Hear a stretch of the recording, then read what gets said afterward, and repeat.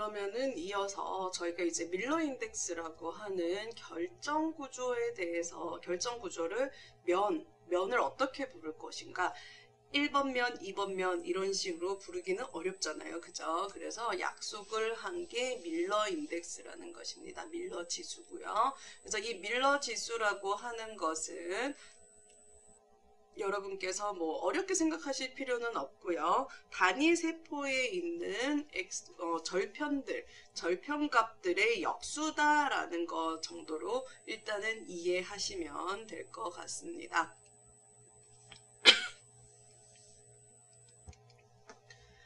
그러면 이제 이 결정구조, 그러면은 사람들이 이제 결정구조가 어떻게 있는지 일단 알고 있다는 거겠죠. 그럼 이 결정구조는 어떻게 알게 되느냐?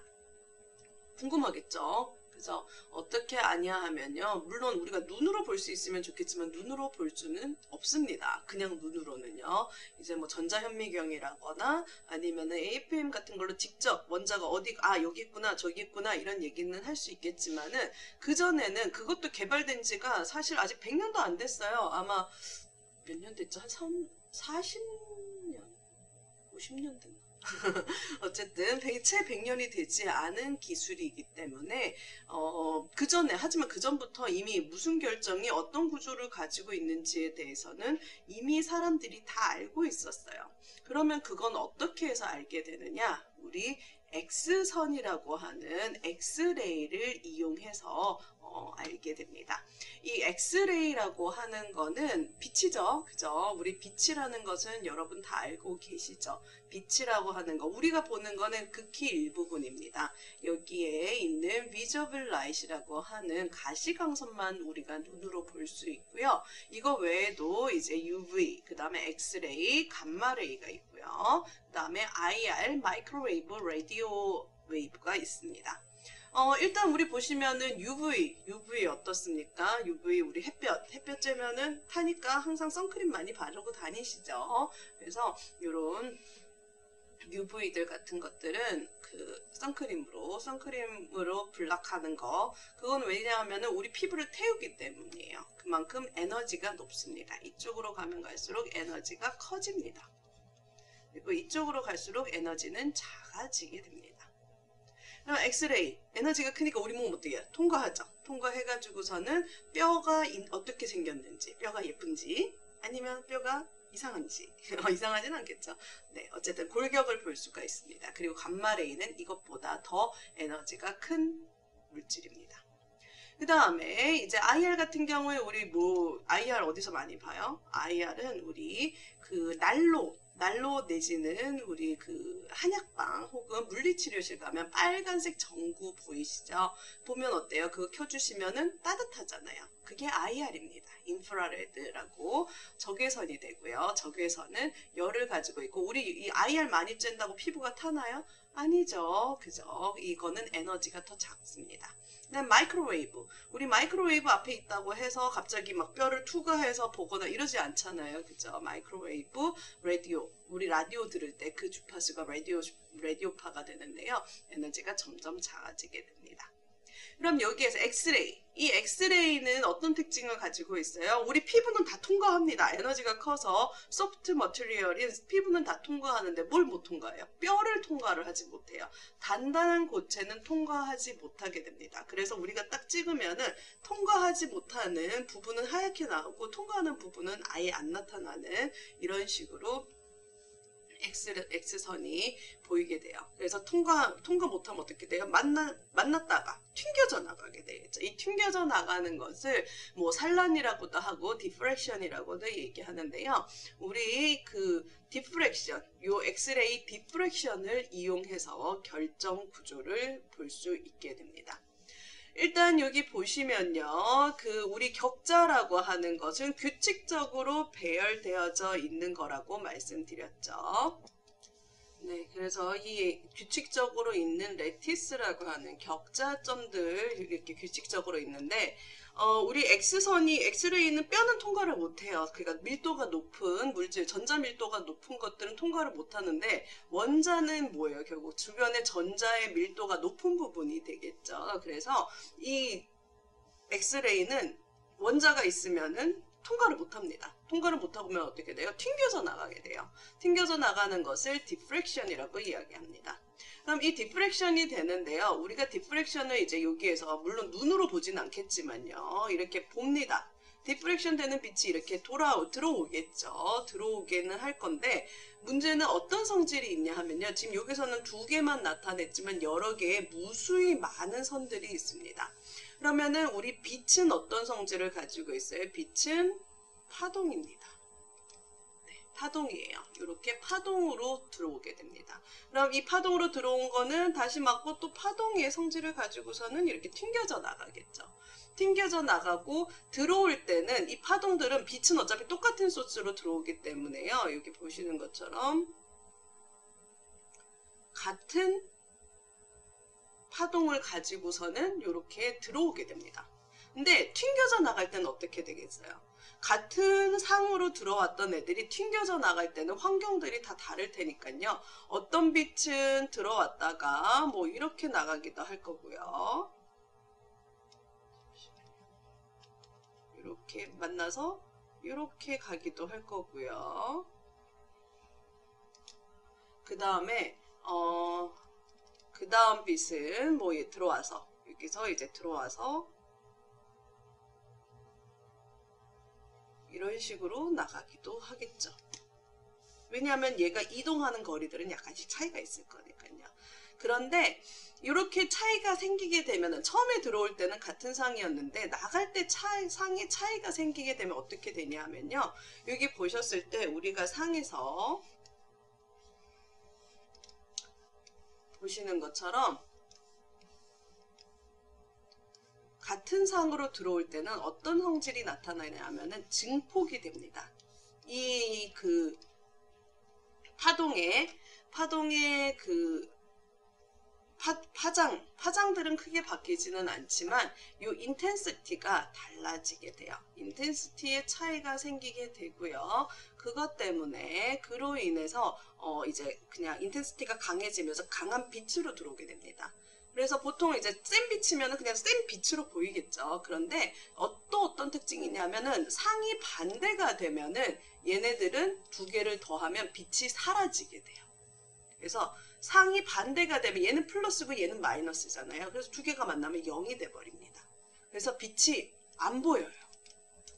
그래서 어떤 일이 일어나냐 하면은 여기 보시는 것처럼 이렇게 했었을 때 나가는 빛이랑 나가는 빛이 상이 같으면 우리 눈에 보여요. 그러니까 눈에 보인다고 하면 디텍션에 여기에 강한 빛으로 나타나게 됩니다. 왜냐하면 인텐시티가 커지게 되니까요. 그런데 반대상으로 나가게 되면 여기 아무것도 검침이 안 되게 돼요.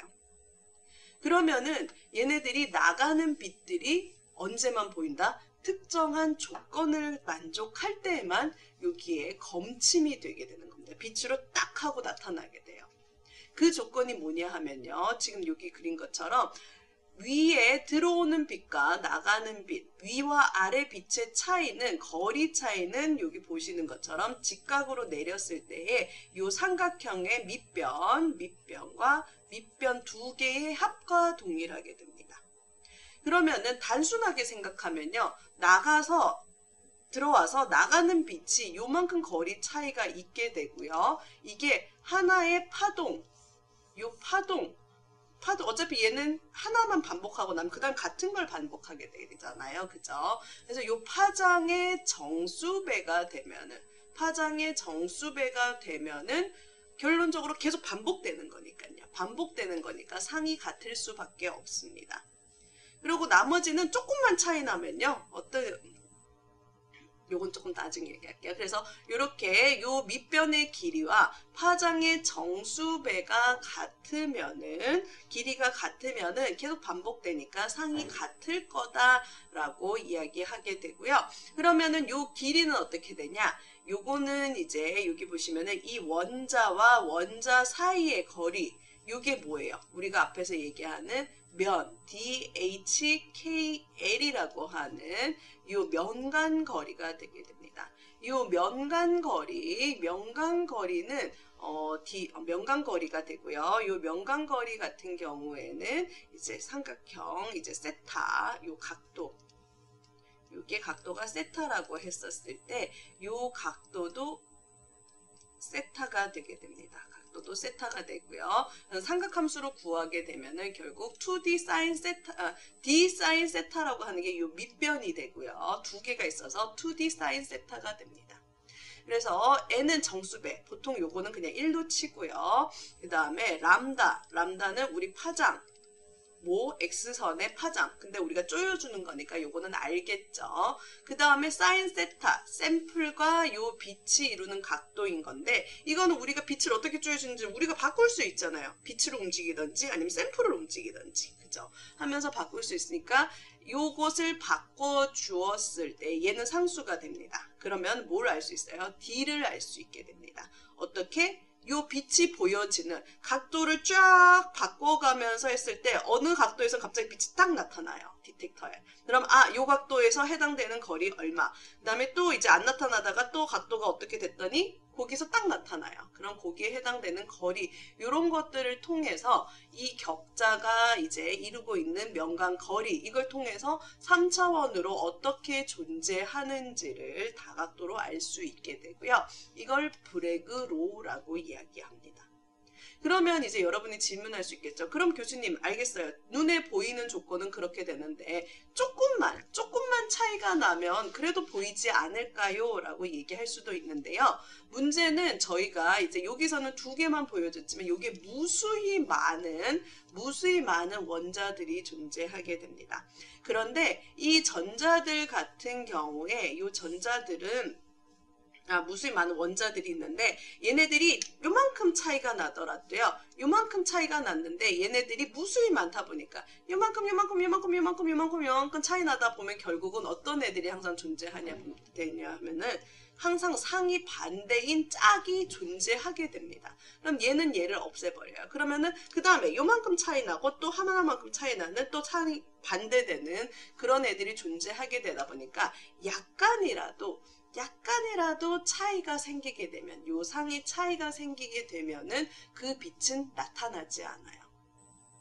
그래서 요 브래그 로우라고 하는 아주 중요한 것입니다. 이 브래그 로우에 따라서 우리가 X선을 쪼여주고 샘플과 빛과의 각도를 바꿔 주었을 때 빛이 나타나는 각도를 통해서 이 격자가 이루는 명간의 거리를 나타내게 됩니다. 그래서 여기 보시면은 주기적인 배열이 있으면은 일관되게 산란이 되게 됩니다. 그것을 회절이라고 하고요. 이 주기적인 배열에 의해서 산란이 되게 되는데 이로 인해서 패턴을 형성하게 됩니다. 그 패턴은 뭐에 의해서 나타난다? 브래그 로우에 의해서 나타나게 됩니다. 우리가 X선의 파장이 고정되어 있기 때문에 특정 각도에서만 요 D 값은 우리가 이미 정해져 있지만 모르잖아요. 하지만 우리가 아는 건 요거니까 각도에서 빛이 나타난 것을 보면서 이 거리, 면간의 거리를 결정할 수 있고요. 이 면간의 거리라고 하는 것은 되게 물질마다 특징적입니다. 그래서 우리가 성분을 확인할 수 있습니다. 그래서 여기 보시면은 이제 요걸 통해서 이제 결정 구조를 알 수 있고요. 그러면은 우리가 쪼여주는 X선은 무엇으로 사용을 하느냐? 무엇으로 사용하냐 하면은 여기에 다양한 것들이 존재하게 됩니다. 물질들은 크롬, 철, 커퍼, 몰리브데늄, 실버, 그리고 코발트를 사용하기도 해요. 코발트를 사용하기도 하는데요. 그럼 이 X선은 어떻게 나오게 되냐 하면요. 여기에서 이것도 마찬가지긴 하지만 강한 빛을 쪼여주게 됩니다. 뭔가 아주 강한 빛을 쪼여주게 되면요. 1s 오비탈에 들어있는 전자가 튕겨져 나가게 돼요. 튕겨져 나가게 되고 그러면은 이 튕겨져 나가고 바깥에 있는 전자가 그럼 요것을 채우려고 합니다. 왜냐하면 안정하기 위해서는 안쪽부터 채워야 되니까요. 근데 요때의 에너지 준위와 그라운드 스테이트 간의 에너지 준위의 차이가 존재하겠죠. 그럼 얘가 아래쪽으로 내려갈 때 어떻게 돼요? 이 남는 에너지만큼을 방출하게 됩니다. 이 방출할 때 나타나는 영역이 엑스레이 영역이 되고요. 이 X선 같은 경우에는 이제 물질마다 다양하게 됩니다. 왜냐하면 1s 오비탈 같은 경우에는 이제 원자 핵에 가장 가까운 거죠. 그래서 물질마다 이 1s 오비탈의 에너지 준위는 원자 번호에 따라서 달라지게 됩니다. 그래서 모슬리의 법칙이라고 해가지고서는 이 에너지 준위가 1s 오비탈이 가지는 에너지 준위가 이 원자 핵과 많은 연관을 가지기 때문에 바깥에 있는 전자가 그라운드 스테이트로 떨어질 때 나타나는 X선의 파장이라는 거는 결국 에너지랑 관련이 있죠. 그래서 이 파장은 원자 번호와 관련이 있다라고 하는, 있다라고 하는 것을 이게 모슬리의 법칙이고, 요것을 이용해서 요런 타겟들을 다양하게 사용하게 됩니다. 그래서 여러분께서 뒤에서 JCPDS라고 하는 우리 결정 구조에 대한 정보를 보여주는 것들이 있는데요. 그때 타겟들도 잘 보셔야 됩니다. 왜냐하면 타겟이 바뀌면은 아까 n 람다 2d sin 세타라고 하는 식에서 이 람다 값이 바뀌는 거예요. 상수값이 바뀌기 때문에 이거는 타겟이 무엇이냐에 따라서 D에 따른 세타 값이 달라지게 됩니다. 그래서 여러분 이것도 꼭 보시기 바랍니다. 체크하셔야 되고요. 그러면은 이제 요거 같은 경우 앞에서 보여드렸던 요런 소스가 되고요. XRD는 이렇게 생겼습니다. 요거는 조금 테이블 탑이고 되게 작습니다. 어떻게 돼 있냐 하면요. 여기에서 소스가 있죠. 소스가 있고 중간에 고니어미터라고 해서 이렇게 회전할 수 있는 곳에 샘플을 놓게 됩니다. 샘플을 놓으면 어떻게 되냐면요. 여기 샘플을 놓죠. 여기에서 소스가 쏘여지는데요. 얘가 회전을 합니다. 이렇게 바뀌면은 샘플이 들어오는 각도는 같은데 소스가 들어오는, 그러니까 X선이 들어오는 각도는 항상 방향은 똑같은데 샘플의 각도가 바뀌어지면은 결국은 샘플과 그 X선과의 각도가 달라지겠죠.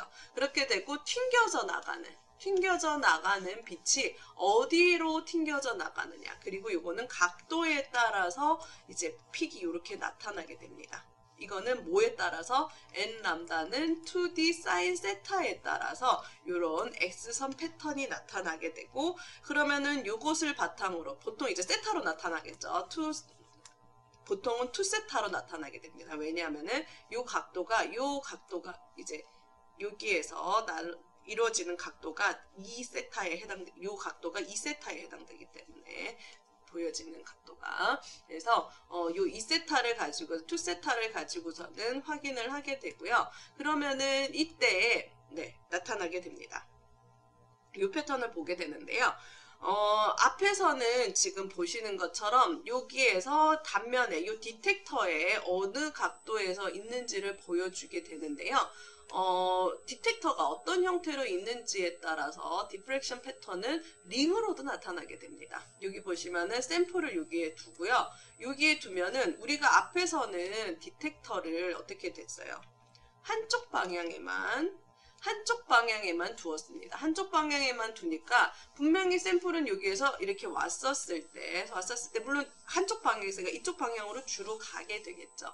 근데 여기 X선을 그러면은 샘플 중앙으로 쪼여주게 됩니다. 중앙으로 쪼여주면은 얘는 어떤 빛은 이렇게 가기도 하겠죠. 어떤 빛은 이쪽으로 가고 정중앙에 왔을 때 정중앙으로 샘플에 X선을 쪼여주었을 때는 사방으로 퍼져나가게 됩니다. 그래서 사방으로 퍼져나가면은 링 패턴으로 나타나게 되고요. 이걸 드바이콘이라고 이야기하게 됩니다.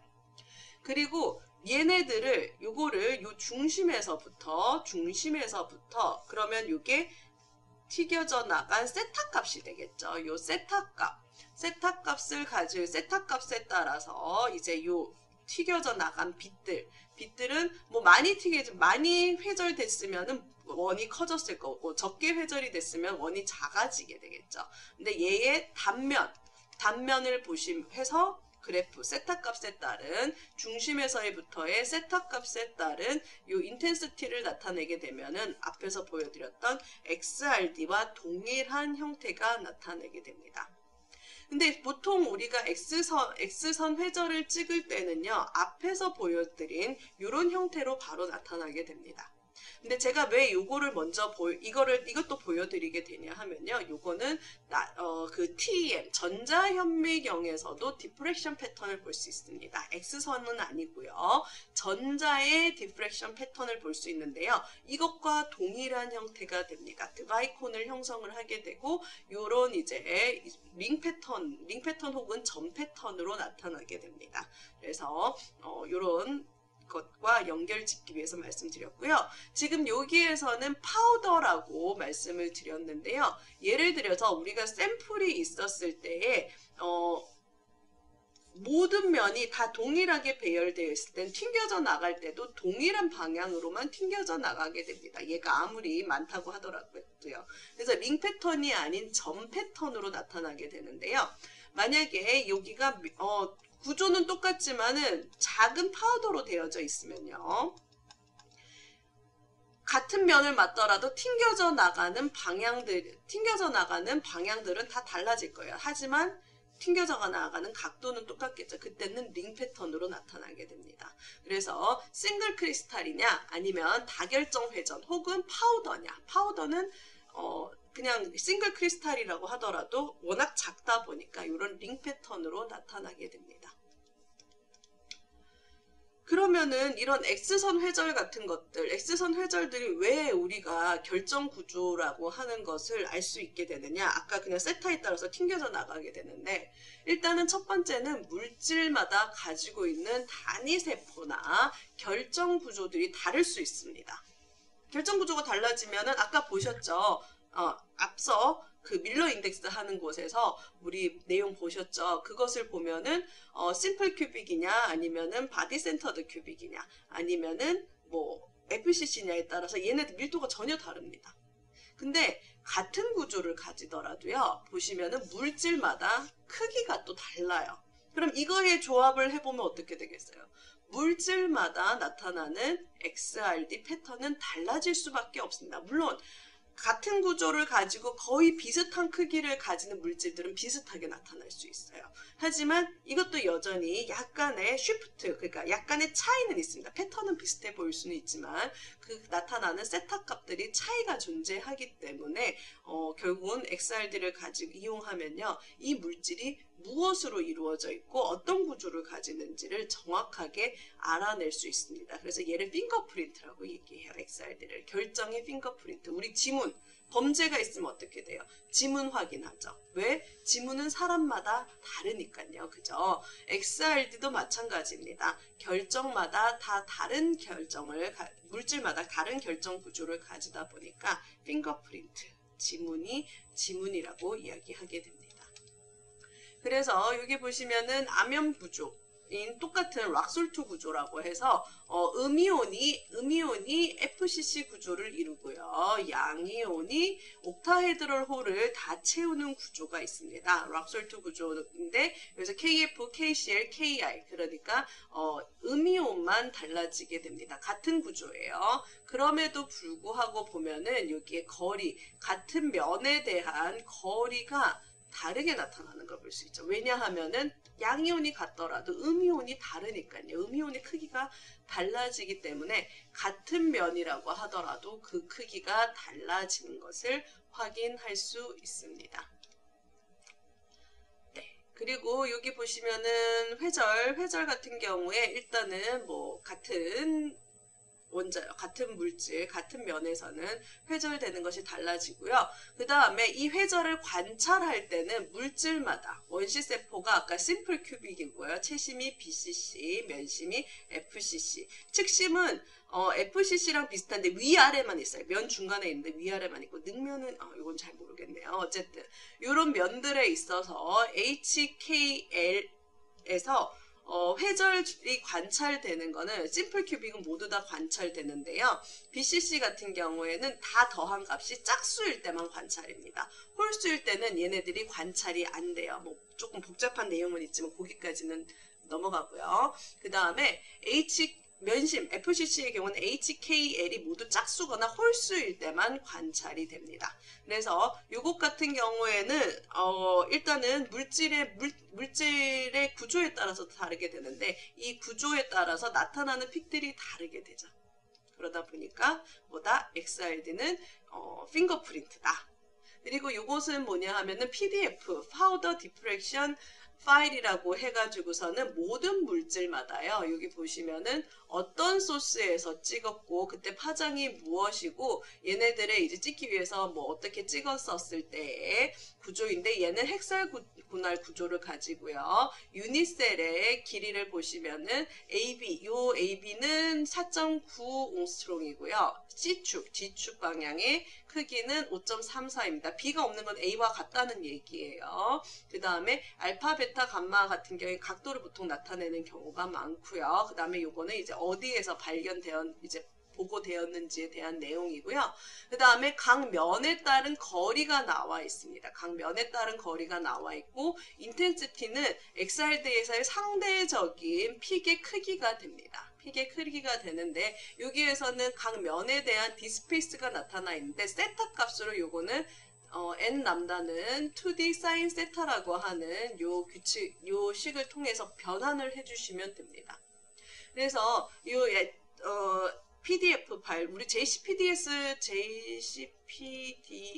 넘버라고 하는 게 있어요. 각각 물질마다 보고된 것마다 요 번호들이 있는데요. 이 번호를 찾아보면은 똑같은 이런 정보들을 찾아줄 수가 있습니다. 그래서 이런 번호들, 등록 번호들 같은 것을 알 수 있고요. 일단은 전 세계에 있는 관찰된 물질들의 픽은 다 나타나게 됩니다. 다 나타나게 되고요. 하지만 신규 물질들은 보고해야 되겠죠. 그래서 어느 픽과도 같지 않으면 신규 물질은 내가 보고해서 등록시키면 됩니다. 물론 이제 여러 소정의 과정을 통해서요. 그리고 이제 혼합물은 이런 픽들이 섞여져서 나오게 됩니다. 섞여져서 나오게 돼서 이제 하나로 봤을 때 안 되면은 요 비슷한 다른 무엇이 있는지 체크해 봐야 되겠죠. 그 다음에 비슷한 조성, 크기가 비슷한데 구조가 같은 이런 물질들은 비슷한 구조를 가집니다. 근데 약간의 픽의 위치가 달라져요. 달라져서 이런 차이점을 가지고서는 분석해 갈 수가 있습니다. 그래서 여기서 보시면은 TiO2 모두 다 같은 TiO2인데요. 세 가지 구조를 가집니다. 아나타제, 브로카이트, 루타일이라고 해서 여기 보시면은 구조가 이제 뭐 음이온이 뭐 FCC냐 그 중에서 뭐 옥타이드럴에 반을 채웠느냐, 채웠고 음이온이 무엇이냐에 따라서 달라지는데요. 색깔에 따라서 보시면 아나타제는 녹색이고요. 브로카이드는 파란색, 그 다음에 빨간색이 루타일입니다. 여기 보시면은 구조가 다 다르다라는 것을 여러분께서 아실 수 있죠. 그래서 물질마다 딱 픽 찍어보고요. 레퍼런스 픽 딱 비교해보면 이 물질은 무엇이구나 라는 것을 쉽게 아실 수 있게 됩니다. 네, 그리고 이런 결정 구조 같은 경우에는 이런 단결정, 싱글 크리스탈이라고 하는 단결정에서는요, 여기 보신 것처럼 되게 샤프하게 나옵니다. 이론적으로는 거의 선으로 나와야 돼요. 그런데 단결정만 있는 게 아니죠. 이렇게 조각조각 부분에서는 이제 결정 구조를 가지고 있지만 이 결정이 같은 방향이 아니라 구획이 나누어져서 다른 방향으로 되어져 있는 경우에는 이렇게 픽의 너비가 넓어지게 됩니다. 이것을 통해서 뒤에서 아마 말씀드릴 것 같은데 디바이-쉐러 이퀘이션이라고 해서 이런 도메인의 조각조각의 크기를 알 수 있는 식을 통해서 계산을 할 수도 있습니다. 다음으로는 여기 보시는 것처럼 비정질은 규칙성이 없는 거예요. 비정질은 어떻게 나오냐 하면요. 여기 이렇게 브로드하게 넓게 나와요. 그래서 대부분의 유기물이라거나 비정질은 이런 브로드한 픽을 보여주게 됩니다. 네, 그래서 여기 보시는 것처럼 단일 결정면은 하나의 선과 같은 아주 샤프한 픽을 나타내게 되고요. 다결정, 그러니까 이제 약간 같은 결정 아니지만 이렇게 나눠져 있는 경우에는 픽이 브로드하게 나타납니다. 그리고 단결정이긴 하지만 나노물질, 이 그레이 크기 자체가 작은 경우에는요, 다결정과 동일합니다. 나노물질의 픽은 XRD의 픽은 뭐랑 같다? 다결정의 XRD 픽과 동일하게 됩니다.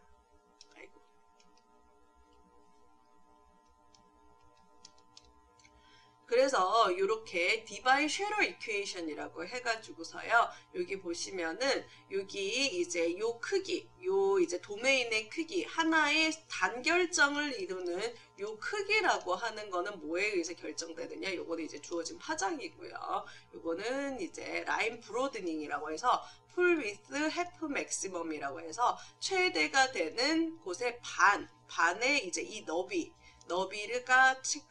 너비가 되고요. 그 다음에 이제 세타는 우리 앞에 있는 세타 값이 되게 됩니다. 그래서 요 식을 통하면 어떻게 되냐면은 이 싱글 크리스탈을 이루는 요 도메인의 크기가 얼마가 되는지를 계산할 수가 있고요. 나노 입자에서는 나노 입자의 크기를 결정할 수가 있습니다. 그래서 여기 보시면은 요 단결정의 크기가 작아지면 작아질수록 점점 더 브로드해지는 것을 보실 수 있습니다. 네, 그래서 이런 이제 엑살트라고 하는 건 일단 이 물질이 뭔지 알 수 있고요. 그 다음에 어떤 결정상의 변형이 있는지 그런 것들에 대한 다양한 정보들을 알 수가 있게 됩니다. 그리고 여기 이제 X선 나온 김에 비슷하게 X선을 가지고 분석하는 것 두 가지를 말씀드릴 건데요. 우리 가속기라고 하는 거 아시죠? 가속기는 전자를 원 상태에서 무한대로 계속 돌립니다. 그래서 빨리 돌리는 거야. 빨리 돌리는데 그래서 포항 가속기 있고 우리 아마 여기 근처에 가속기 하나 더 생기죠. 그죠? 가속기가 하나 더 생기는데요. 그럼 전자를 빠른 속도로 이렇게 운동하도록 돌려놓은 곳에서 중간에 수도꼭지를 하나씩 열어줘요. 그러면은 전자가 달리다가 밖으로 빠지겠죠. 그러면 아주 빠른 속도의 전자를 가지고서는 이제 우리가 실험을 할 수가 있는데요. 여기에서 확인할 수 있는 게 뭐냐면은 엑삽스와 젠스라고 하는 테크닉입니다.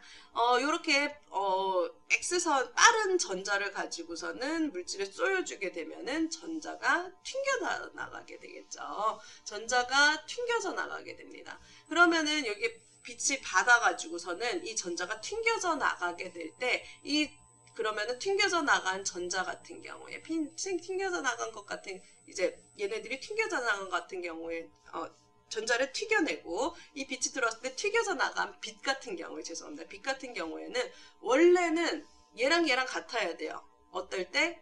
에너지의 소실이 없다면요. 근데 튀겨져 나간 빛은 보통 에너지의 소실이 일어나게 됩니다. 이 빛은 에너지의 소실이 일어나게 되고 에너지의 소실이 일어나는 건 에너지가 줄어들기 때문에 파장은 길어지게 됩니다.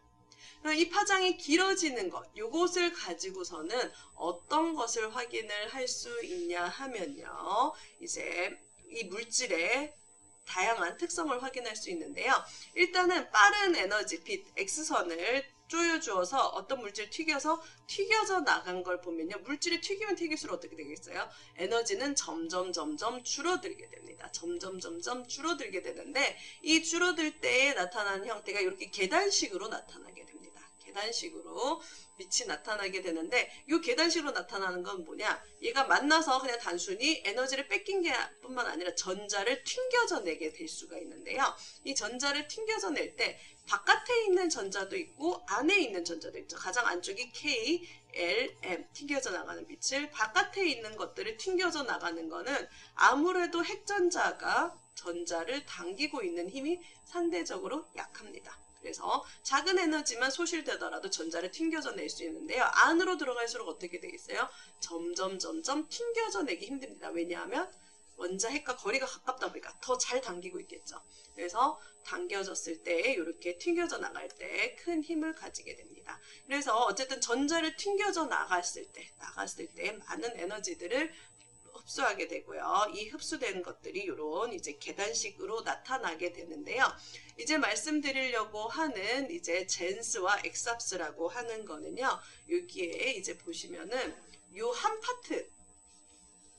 한 파트만 보는 거죠. 에너지 전자가 이제 X선이 하고 튕겨져 나갈 때 흡수되는 정도들을 이제 요 산란 광자를 통해서 확인을 해보았을 때 요 파트를 보게 되는데요. 먼저 흡수합니다. 어떻게 전자를 튕겨서 나가게 되는군요. 흡수하고 그 다음에 이제 그 외에 다른 상호작용에 의해서 이제 쭉 에너지가 흡수가 되는데요. 여기에서 딱 흡수가 되는 요 파트를 젠스라고 합니다. 엑스레이 업소션 니어 엣지, 그러니까 엣지 쪽에 가까운 부분을 젠스라고 하고요. 그 다음에 뒤쪽에도 쭉 오실레이션 되면서 계속 흡수를 하게 되는데요. 이걸 엑삽스라고 합니다. 네, 엑삽스라고 하고 Extended X-ray Absorption Fine Structure라고 이야기하게 됩니다. 여기 Extended가 빠졌네요. 그래서 뒤쪽에 흡수되는 정도를 보게 되는데요. 이거 같은 경우에 어떤 특징이 있냐 하면요. 일단 X선을 조여주게 됩니다. 그럼 X선을 조여주게 됐었을 때 어떻게 되겠어요? 이 원자에서 전자가 튕겨져 나가게 되겠죠. 이 전자가 튕겨서 나가게 되면서 그러면은 전자가 원자에서 튕겨서 나가겠죠. 튕겨서 나갔을 때 얘네들이 어떻게 됐느냐, 이 튕겨져 나간 전자 같은 경우에 결정 구조다 보니까 전자가 튕겨져 나갔을 때 빈 공간이 아니잖아요. 빈 공간이 아니다 보니까 얘가 여기저기 주변에 있는 물질들과 팅팅팅팅 계속 부딪히게 되겠죠. 부딪히게 되면서 이렇게 부딪히게 되면서 주변에 있는 원자들과 부딪히게 되면서 에너지의 산란을 일으키게 됩니다. 그래서 이제 젠스라고 하는 거는 어떻게 되냐 하면요. 앞에서 말씀드렸듯이 일단 이 원자의 산화수가 무엇인지, 그 다음에 주변에 있는 원자들과의 얼마만큼 거리가 떨어져 있는지 그런 기하학적인 구조를 보여주게 됩니다. 그래서 이제 그럼 산화수는 어떻게 알게 되느냐? 산화수가 커지면 커질수록 어떻게 되겠어요? 전자들은 적게 되겠죠. 그리고 당기는 에너지는 커지게 됩니다. 그러다 보니까 이 여기서 전자를 떼낼 때 에너지가 더 많이 필요해요. 그래서 산화수가 커질수록 에너지가 커지기 때문에 엣지에서 흡수되는 에너지가 훨씬 더 많아지게 되겠죠. 그리고 이 전자가 튀겨져 나간 전자가 주변에 원자들이 얼마나 가까이 있느냐, 어떤 배치로 있느냐에 따라서 가까이에 있는 것들과 이제 상호작용할 때의 산란이 달라지게 됩니다. 그래서 젠스는 산화수와 주변에 있는 3차원 구조에 대한 정보를 알려주게 되는데요. 문제는 조금 정량이 어렵습니다. 그래서 요거는 요 부분만 하는 전문가가 있어요. 그 다음에 엑삽스, 아까 흡수하고 그 다음에 주변의 상호작용에 의해서 길게 늘어지는 것들이 있는데요. 요거 같은 경우에는 이 탈출한 전자가 주변에 있는 원자와 튀겨져 나가서 이제 주변과 이제 상호작용을 하면서 그냥 주변에 흘러가면서 되는데요. 얘가 이제 전자가 튀겨져 나갔어요. 아까 젠스는 팅팅팅팅팅 그런데 얘가 그냥 쭉 튀겨져 나가면서 주변 환경과 멀리는 있지만 상호작용하게 되면서 보강 간섭 이런 것들을 일으키면서 이제 나타나게 이런 익스텐디드 된 오실레이션 형태를 보여주게 됩니다. 그럼 이걸 가지고 뭘 할 수 있냐 하면요. 일단은 주변에 전자 밀도가 크냐 작으냐, 얘가 직접 부딪히진 않지만 주변을 쑥 지나가면서 하기 때문에 잘은 모르겠지만 뭐가 나타나진 않지만 얘가 이렇게 전자 밀도가 높으면은 아무래도 큰 영향을 받을 거고, 전자 밀도가 작으면 작은 영향을 받겠죠. 그래서 전자 밀도랑 그 다음에 얘네들이 코디네이션 넘버, 주변에 얼마만큼 많은 전자들이 있는지, 그리고 얘도 역시 가까이 얼마만큼 있는지에 따라서 이런 익스텐디드, 요 뒤에 오실레이션 되는 정도가 달라지게 되고요. 여기에 대한 정성적인 분석을 진행할 수 있게 됩니다. 그래서 그래서 이 X선을 가지고 분석할 수 있는, 이건 가속계에서 분석이 되고요. 젠스와 엑삽스라고 하는 게 있고요. 요거는 전문가에 의해서 많이 분석이 됩니다. 요것도 역시 마찬가지로 결정 구조에 대한 정보를 얻게 되는데요. 우리는 일반적으로 XRD를 통해서 많은 분석을 하게 되고요. 이런 젠스나 엑삽스 같은 경우에는 좀 더 심화적인 구조 분석을 할 때 전문가의 도움을 받아서 사용하게 된다라고 이해하시면 되겠습니다.